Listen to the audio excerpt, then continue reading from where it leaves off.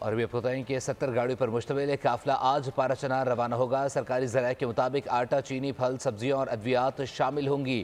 متاثرہ خاندانوں میں معاوضے کی تقسیم بھی آج سے شروع ہوگی۔ پولیس ضلع انتظامیہ کی جانب سے سیکیورٹی کے سخت انتظامات کیے گئے ہیں۔ آج کا قافلہ سامان کی رسد کے حجم کے حساب سے سب سے بڑا ہے۔ بیورو چیف ظاہر شاہ شیرازی اس وقت ظاہر اپڈیٹ کیجیے گا مزید کے تفصیلات سے متعلق۔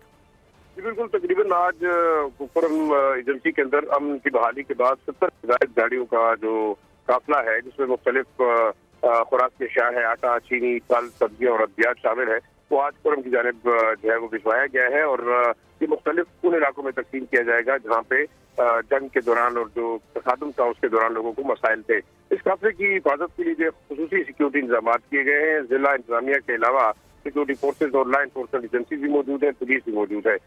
یہ بھی بتاتا چلوں کہ اس وقت یہ بھی فیصلہ کیا گیا ہے کہ جن علاقوں کے اندر اب جو ایسے عناصر ہیں جو کہ امن و امان کو خراب کرنے کی کوشش کریں گے، ان کے خلاف سخت ایکشن بھی لیا جائے گا۔